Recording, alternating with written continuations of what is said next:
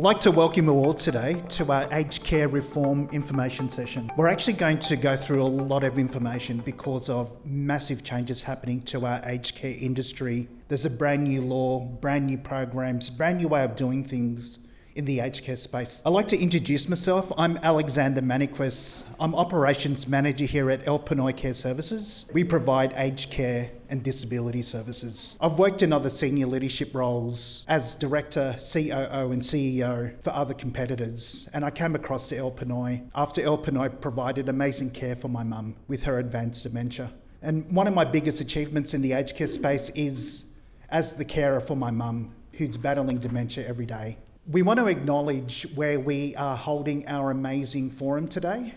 We proudly acknowledge the traditional custodians of the land in which we gather here today, the Dharawal people of Campbelltown, Macarthur region, who used to live here they still live here for the past 20,000 years. They banked along the riverbanks of Georges River and the Nepean. We pay deep respect to elders past and present and emerging, and we extend our respect to all Aboriginal and Torres Strait Islander peoples joining us today and in the future. About Pinoy Care Services, Tita Maria over here, her personal experience and dedication caring for her father inspired her to establish an organisation that prioritised the well-being and dignity of everyone she comes across in aged care and also the NDIS space. She has ensured that everyone receives the best possible support and services that you would expect for your own families and loved ones. That's actually become a motto of ours, especially in the aged care space. We want to make sure that you're definitely part of our family and our community. Pinoy Services was actually founded and flourished during the height of the COVID-19 crisis. If you remember back 5 years ago, March 2020, the whole world in Australia was in shutdown. And that's when Tita Maria said, let's start a service to care and reach out for the elderly who were at home socially isolated. So you probably remember in COVID, you had the social isolation laws where we all had to stay alone, isolated from society. But that's not healthy at all. And that's where Tita Maria took the gamble and said, hey, let's provide the best care that you would expect for your own family. And since those uncertain times of COVID, here we are. We're bigger and stronger, and we're ready to take on the new challenges of the new aged care system. Pinoy Care Services, we provide supports in the comfort of people's homes. You probably know that in disabilities and aged care, there are two types of services. You've got the nursing home, institutional type care, and in disability you have, they call the group homes or the supported independent living homes. And then the other services in disability and aged care is we go out to your actual home and in your community to provide you the best care possible, to maintain your independence, your dignity, and improve your lifestyle, and to ensure we keep you out of those institutional residential settings. You probably saw the videos before of our outdoor activities. Michaela, actually, who's sitting out waiting to sign and welcome more of you as the audience, she's actually our team leader of our community participation programs, where our aged care consumers and NDIS participants have an amazing time. And this is actually our centre-based activity. It's right here in this space. We do things such as playing chess, doing screen printing of creating shirts with your own colours. There's a lot of mess and a lot of fun and a lot of noise and a lot of creativity. So here at Pinoy Care Services, we're an advocate for everyone. Besides providing direct services in your home and in your local communities, we want to make sure that every time there are some drastic changes that happen within the NDI system and also the aged care system, that we're here to let you know. Because the best way to empower you is to give you all the information that you need so you can make the best choices for your well-being and your care and the care of your loved ones. So has everyone heard of the Royal Commission into Aged Care? Back in October 2018, the Royal Commission into Aged Care Quality and Safety was launched, and there was an unprecedented national investigation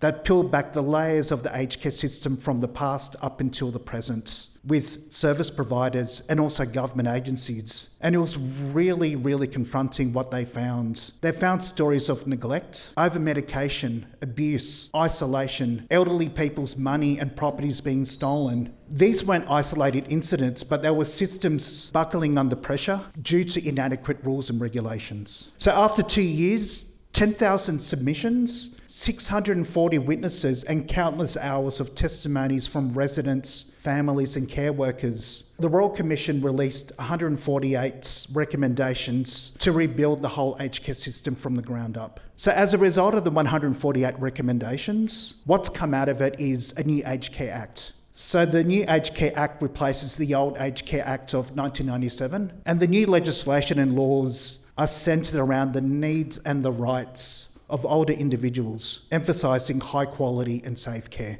And also within the new legislation, there's tougher rules and guidelines, step-by-step guidelines on how us as a service should provide quality care and nothing less than that. There's also one of the biggest recommendations is improvements to our aged care workforce and their skills and qualifications. Because the role of a caregiver in our society is very important, especially with Australian society. We're an ageing population. The recommendations thus called for improving training and increasing the staffing levels to ensure that aged care consumers and residents receive the best care possible. So what you'll find with our aged care support workers when they come out to your home is they would say, Alex and the team are providing a lot of internal and external training. One of the biggest things is what they call boosted home care packages. So you probably heard in the media around 2 weeks ago, 80,000 more people in Australia have been funded for aged care home care packages.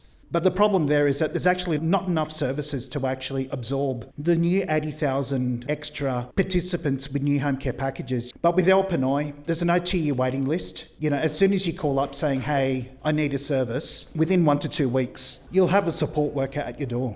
One of the biggest things that the Aged Care Royal Commission, with their 148 recommendations that they made, was appointing an Inspector General to basically inspect all the aged care services. That Inspector General is actually someone who's independent of the government with the power to investigate and report directly to Parliament. So they're only answerable to the Parliament in Canberra. One of the major issues too, which has touched me personally, is dementia. So my mum's got dementia, and the Aged Care Royal Commission made very strong recommendations to boost dementia support. When you look at the figures, you got 400,000 Australians right now with dementia. They say that every 3 minutes, someone's diagnosed with dementia. And by 2050, they're saying that 800,000 people in Australia will have dementia. And that's a result of an ageing population. Pinoy actually cares for, I suppose, what they call older people with dementia, but also, have you heard of early onset dementia? So those that are below the age of 65 or even in their 50s who exhibit dementia traits as you would expect normally of someone in their 80s. Pinoy Care Services has experience across early onset dementia and then the elderly dementia that we're more accustomed to. What I can say is that Royal Commission actually lit a fire under aged care sector reform. The federal government responded with the Aged Care Reform Roadmap. It's a multi-billion-dollar, multi-year transformation and improvement through creating a new aged care system, and us as a service amongst tens of thousands of other services in Australia.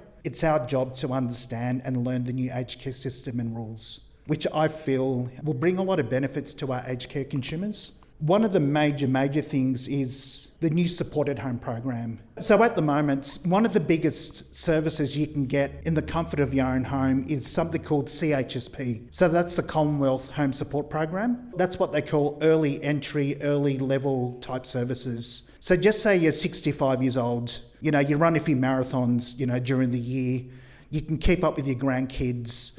So you get CHSP services, maybe 1 or 2 hours per week. And then as you get older, when you're getting advanced in age, a lot of our aged care consumers go to another home-based service called home care packages. From level 1, where you get $10,000 of funding per year, all the way to level 4, where you get $61,000, $62,000 per year worth of funding. The new supported home program is actually going to bring in the home care packages program, which Pinoy provides. And by 2027, the CHSP Commonwealth Home Support Program will be fully integrated into the new supported home program. The main purpose of that is to keep a close eye on us as aged care providers to make sure we're doing everything correct. And if we're not, the government will take action very fast, and rightfully so. One of the major things the government also wants to do to leverage and to provide supports is the use of technology and innovation. So if there's ways in which our elderly in the community can have iPads, sort of like those duress buttons and so forth, and communication devices to keep contact with their families and loved ones. So we're an ageing nation. In 2021, 1 in 6 Australians were aged 65 and older. Check out these figures. By 2050, 1 in 4. That's where we're headed.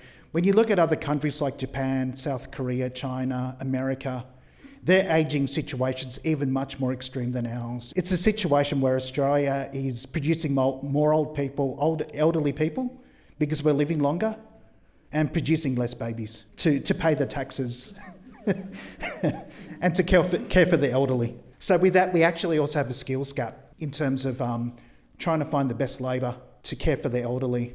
But because Pinoy Care Services is linked to the Filipino community, and naturally the Philippines for generations has produced the best doctors, nurses, support workers, we do leverage that worldwide, labour gap with support workers needed across the world in terms of filling shifts. So you'll find with a lot of aged care providers, they'll say, great, you got a home care package, we'll sign you up, but we'll give you a support worker in a year's time because we've got a vacancy. With me, what I'd comfortably say is we'll get you a support worker in 1 to 2 weeks, and we'll get someone with the Cert 4 qualifications to do the personal care with their CPR, first aid and all the certification needed. Australia being an ageing population, this is not a future problem, this is something that's happening now. Every reform, every law, every change is about honouring those that have built this country to ensure they receive the dignity, the care and respect they deserve. This Royal Commission wasn't just an inquiry.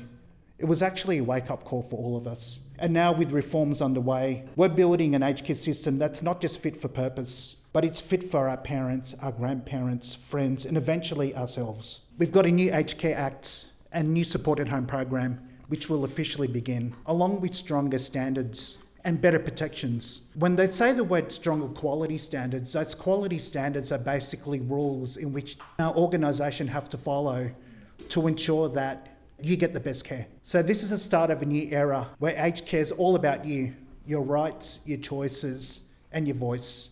You're not just receiving care, you're actually in control of it.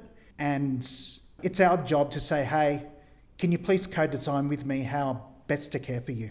So we're here to ensure that you get care that's more respectful, more personable, and also more empowering. There's quite a few things with the new supported home program and the aged care reforms. So basically, there's a new funding model that commences with the new supported home program. There are 8 levels of funding, and our participants will get funded every 3 months. And the care is based on your actual needs. Because at the moment, under the Home Care Packages program, you're either considered basic care, low care, medium care, high care. I think as people, we're a bit more complex than low, medium, high, at least with 8 levels of funding and the new 8 levels of supports.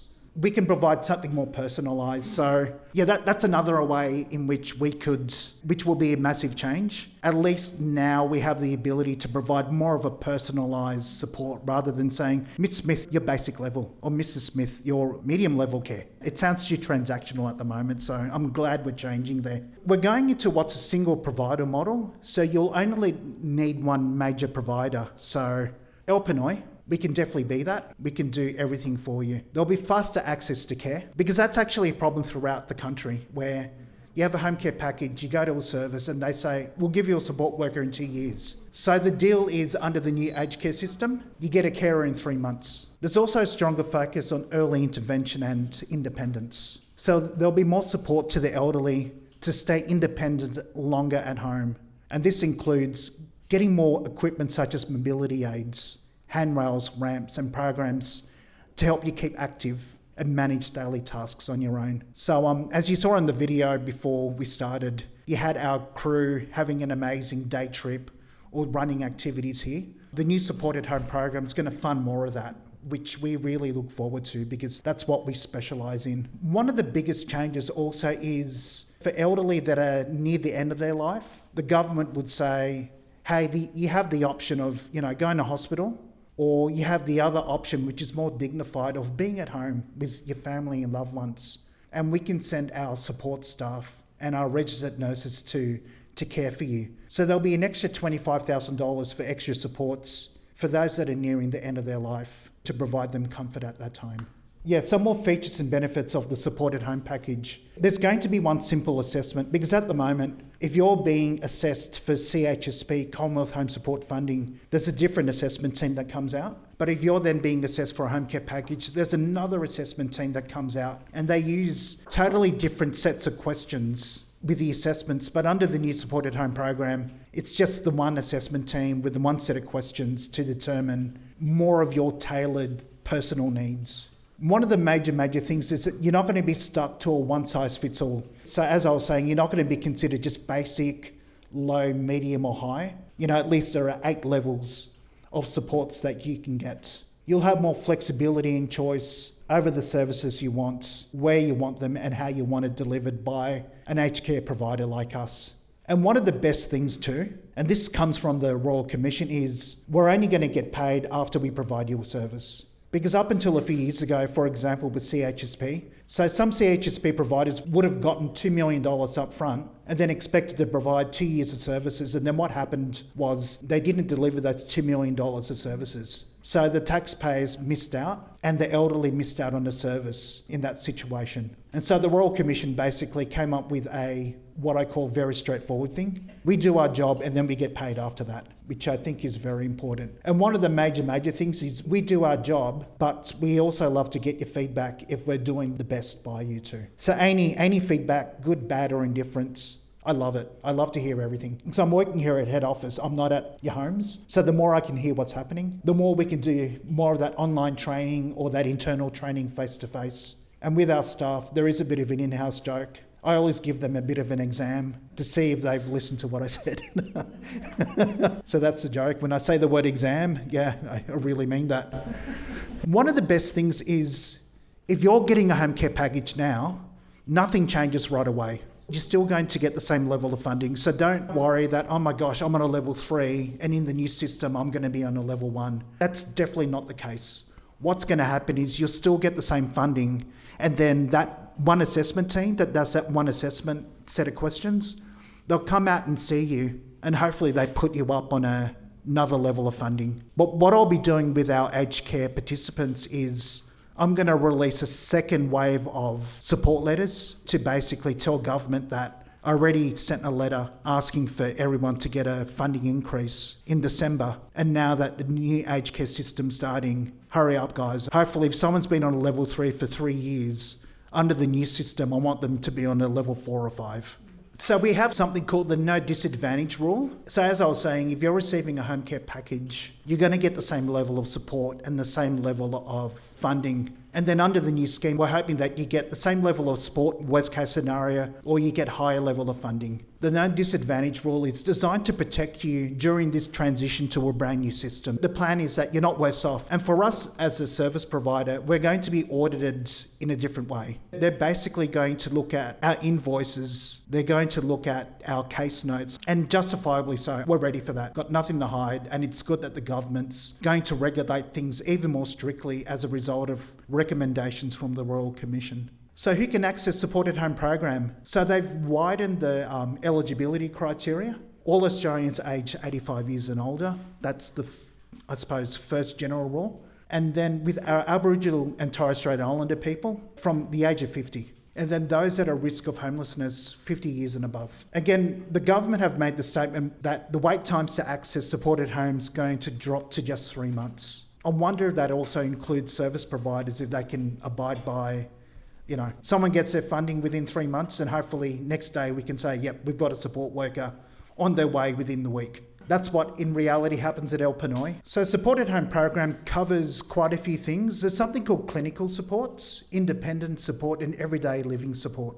So independent support, that's where you get help with nursing care, therapy services like physio and medical equipment to keep you healthy and independent and at home as much as possible. And then independent support is what they call personal care. So you need help getting up in the morning, getting dressed and showered so you can have your breakfast and then you can go off and join your friends. And also within that independent support is to help you getting around C, stay socially active and connected with either one of our groups or with your set of friends.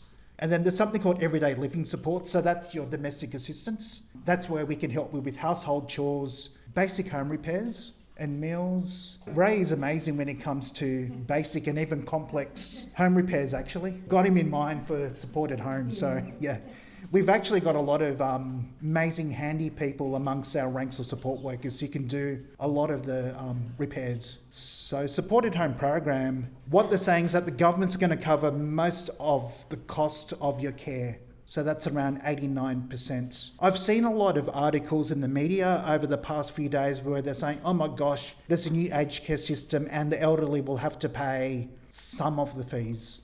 Unfortunately, that's the case, where the government can't fully bulk bill and cover all the expenses. At least medical and nursing care is going to be completely free. And there's also a lifetime cap, but this is more for retirees with more than $750,000 in super and 10 properties. If they contribute $130,000 of their own money for a service, beyond that, they don't have to pay anymore. That only applies to 5% of our elderly population anyway. So your care funding is going to be split into 4 payments each year. So just say someone's on $78,000 a year, that's on level 8, the highest level of funding. You as an aged care consumer will get funded, it'll be divided times 4 over the year. So every 3 months you get funded. The great thing is that Services Australia will handle the payments, and us in Pinoy, we invoice Services Australia and then they pay us. So how aged care providers will get paid? Yeah, we get paid after we get the job done, which is good. It's only fair.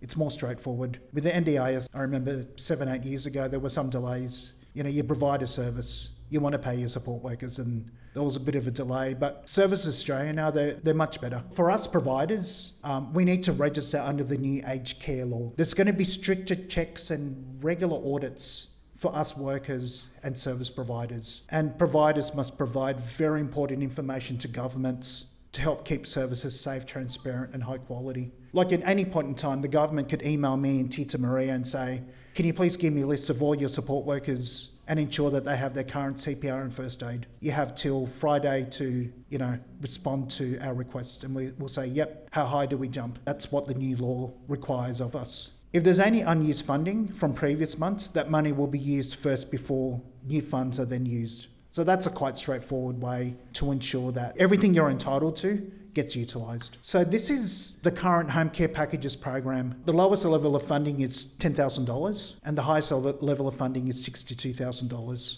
So level 1 is basic care, level 2 is low level care, level 3 is what they call medium care, and level 4 is what they call the high level complex care. We have a lot of aged care consumers on a level 3, level 4, but they're like 92, 94 years old, and I wish they're on something like a level 5 or level 6. It doesn't exist under our current home care packages program. It's really clear that they need more support. I'll bring up the slide that has the different levels from 1 to 8. So level 1 on the home care packages is a bit over $10,000, so it's $11,000. And then level 4 in the home care packages program is $62,000. I think you're correct because level 7 is $58,000, which is it is a bit less than the level 4 home care package. And then $78,000, that's really not much more than $62,000. When someone needs a wheelchair, like an electronic one, and you're on $78,000, all you got left after that is $60,000. So it's not part of my job brief to actually write advocacy letters, but I do it. So for example, yesterday, one of our elderly clients was told, you've been on a level 2 for many, many years, and in the meantime, it's going to take 15 months for us to consider if you should be on a level 3. So what I did, I wrote to our federal member, and that's what Pinoy does. We want to educate all of you in the community, and then with our consumers, we fight for them tooth and nail. Like when you get told it will take approximately 15 months, and when you say, oh, that's a long time, well, a lot of people have died waiting for that, so you don't want to be told that. There's a lot of terrible stories of people in the media that have died waiting for their home care package or an increase. My mom at the moment is at level 2. Yeah. And she's getting much more than $16,000. Yeah. When she moved to the new support at home, will she move to level 2 support at home or a new level under support at home? Good question, because what they're saying is under the no disadvantage rule, your mum's going to still get the same level of funding, and then the assessment team will assess her, and it's with the hope that she maybe gets to a higher level. But worst case scenario, they're not going to say, all right, you're on a level 1 now. How long has your mum been on level 2 for? 2 years. Yeah. What you should argue is in 2 years, she's only 2 years older. Yeah. And you can even say that these are my observations of her and write a strong support letter, very graphic but also factual. I think that's how you tackle and lobby government. We do it for our NDIS participants and our aged care consumers. But the way the new aged care system and also the current NDI system, the way it's designed is those who are more organised with a stronger voice get the better deal. That's the unfortunate thing. So we know that. So El Pinoy, with our letterhead, we bargain and we lobby governments as a collective and also with the individual clients that we have. And part of the ways of building awareness around this is getting all of you together and us discussing. Grassroots from the ground up to make change. And by all means, if we have our aged care clients who basically transfer to this new system, if I feel that they're being disadvantaged or they're at a level where they shouldn't be, I'm definitely going to be raising my concerns with Ageing and Health, our federal member, and also the Prime Minister's office. I know which staff to email anyway, so yeah. So with Support at Home, there's something called care management services. All participants will receive care management support, even if they choose to self-manage. So every person receives an aged care service will have a dedicated care partner that helps coordinate and manage their support plan. Our care partners are qualified professionals. We hold at least a certificate for in aged care or similar qualifications. To help with this, 10% of our clients' quarterly budget is set aside to pay for care management services. But then there's also the option to self-manage. So self-manage means, just say you're on a level 8, you get $78,000 a year. You're the one that directly liaises with us about, I need a hospital bed, that's $20,000. I need, Meals on Wheels, 3 times a week or 3 times a day. This is how much it costs. But even if you choose to self-manage, it's great that the new rules say that you have a care partner that will say, oh my gosh, if you go down this path, your funding could run out in 6 months' time. What about these options? This is what the government came up with. I thought, oh my gosh, that's a bit complex. So what I've done is I've come up with, that's what I wrote up today. So what they're saying is that if you're a full pensioner, you don't contribute, you don't pay anything. If you're a part pensioner too, for clinical care, it's free. But as a part pensioner, you may pay from 0 to 25% of the costs. And then, of course, your self-funded retirees who have $750K and above, they pay for 25% of the cost of their aged care service. But what it is, there is a bust. So under the no worse off principle, if you had an aged care package from 12th of September last year or before that, you don't have to pay anymore in terms of following the contributions over here. I wonder if the government's going to change, how much we can, our elderly will have to contribute. We'll just have to watch that space there. So pretty much the quick summary here is medical care at home is free for everyone, no matter your income. If you get a full pension, you don't pay anything at all. If you're a part pensioner or have a Commonwealth Seniors Health Card, you may pay a small amount, up to 25%, depending on your finances. And if you don't have a senior card and pay your own way, you'll pay 25% of the cost for everyday and independence type support. So a level 4 under the new Support at Home is similar money to the level 3 current system.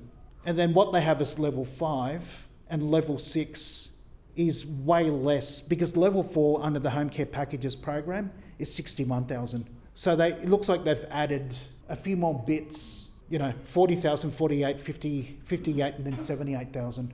So the only biggest jump is between level 7 to level 8 where there's $20,000. So one of the major things is, have you ever heard of the word standard? So, very freely they talk about NDIS standards or aged care standards. Standards are pretty much rules that especially services have to follow to ensure that there's some kind of quality control. We don't just come in and dump you with a worker that provides care. There's actually certain guidelines we have to follow so the quality or level of quality maintains at the same level up here all the time. So under the new aged care standards, there's actually a new standard called the person, and that's where you're supposed to come first. Your care should be based on what matters to you, your choices, your goals, and how you want to live, and that you'll be treated with dignity, respect, and compassion. And then number 2 is about the organisation. So it's us, like El Pinoy and other services. Aged care providers must be well managed, trustworthy, and accountable. They must always work in your interest and take responsibility for the care they provide.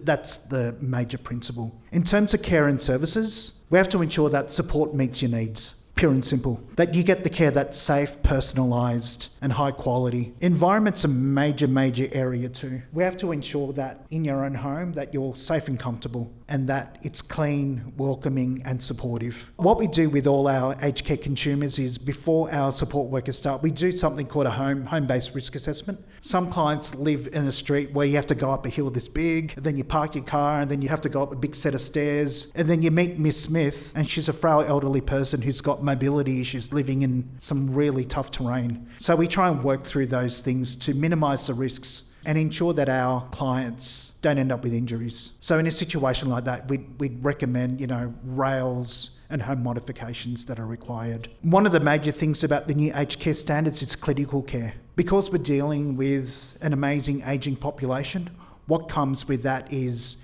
we have to ensure that our support workers can observe even small changes that happen with our aged care consumers. And then on top of that, we have to ensure that our participants and our aged care consumers, their medications are managed properly, their health is managed properly. Just say the guy that cuts the grass notices that Miss Smith, who used to be verbal, can't talk anymore. Our lawn mowing guy will be on the phone to us saying, Alex, Miss Smith can't talk anymore. Can you check it out? And usually what happens there is that's a medical reason and we can act upon it straight away. So our support staff, our contractors, they're all going to get that training to be our eyes and ears, to watch what's happening, to monitor the health and well-being of our aged care consumers. Food and nutrition's a major thing. That's actually more for the nursing homes, but even us as a provider of services in our elderly clients' homes, they often want us to cook meals. We have to ensure that there is a level of nutrition besides tastiness. A lot of our elderly, because they're of Filipino-Australian background, do want Filipino food. Yeah, we have aged care consumers from all over the Mediterranean, from all over Europe. And actually, talking about the workforce, we have to make sure that everyone is well-trained, kind and respectful. So we're wanting staff with Certificate 4s, Certificate 3s, diplomas in aged care services who've got advanced manual handling, not just the standard manual handling training. They can provide that personal care, they can do that cooking and nutrition, and know that, when you handle food, you put on your PPE, gloves, cook with materials that are sterile and so forth. And then behind the scenes, there's something called governance. So that's Tita Maria and Tito Mariano, our directors here at El Pinoy. They ensure that myself as operations manager, I have all the tools and the equipment to then delegate and train up our staff at head office and our support workers to provide the best care for our elderly.